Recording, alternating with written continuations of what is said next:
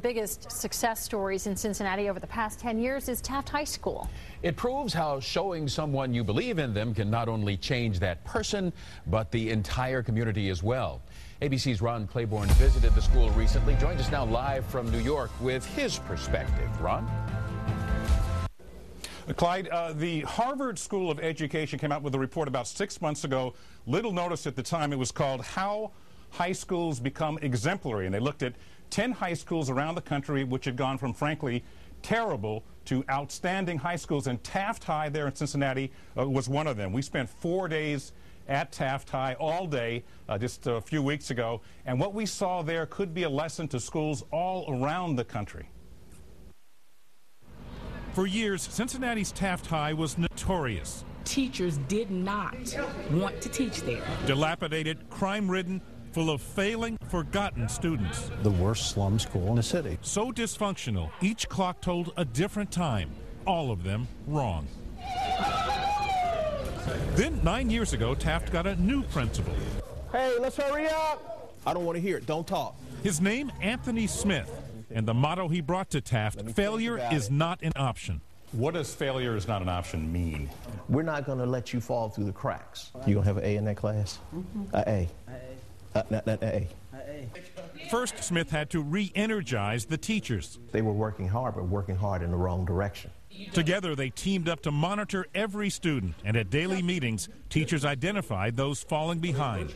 And kids know whether or not you are genuine or if you really, really care about them. But Smith's most unconventional partnership happened outside the classroom with the hard-charging CEO of the local phone company. Yeah, I got a motto. It's go big or stay home. Jack Cassidy was so inspired by Smith's determination, he put his company's name on the line. He promised free cell phones and laptops for every student who maintained a 3.3 average. Fall behind, and they have to give them back. You know how many laptops and cell phones we've taken back in 9 years? 0. And Bell employees were encouraged to tutor Taft students at the school during their workday. Here is a person who's willing to take some time out of their schedule to give us just one more dose of love.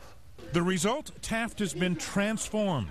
Now the place many were afraid to visit is attracting students, like Kenny Fowler, who transferred from one of Cincinnati's other top schools. It wasn't until I peeked into a class where one of the students was reading one of his essays, and he said he enjoyed a plethora of things. I was like, what does that mean?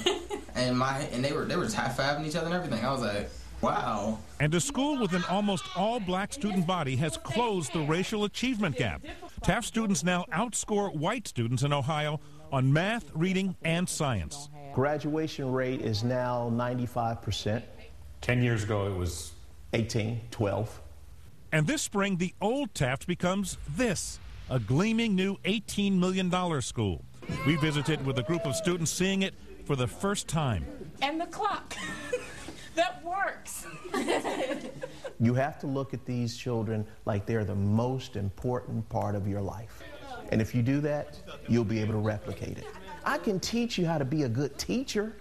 I can't teach you how to care. A lesson in saving troubled schools, one student at a time.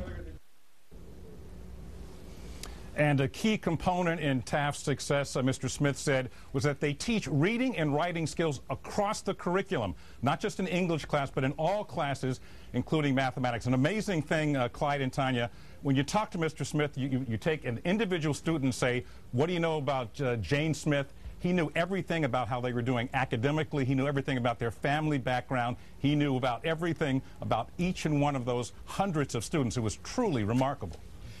It is, Ron, and an excellent report. We very much appreciate seeing it through your eyes. A couple of questions for you. Let's start with Principal Smith. Is this program and its success dependable on him? Could another school someplace else do it without him?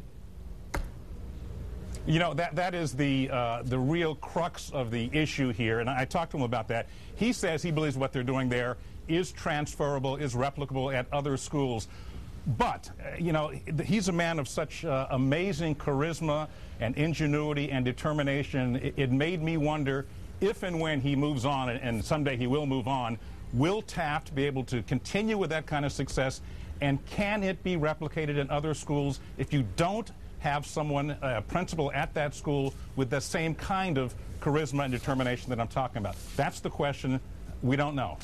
Well, we certainly hope the answer is a good one, but Ron Claiborne, we certainly do appreciate you sharing your insights about a school in our community with us. Ron Claiborne reporting for us this evening from ABC News in New York. Thanks, Ron.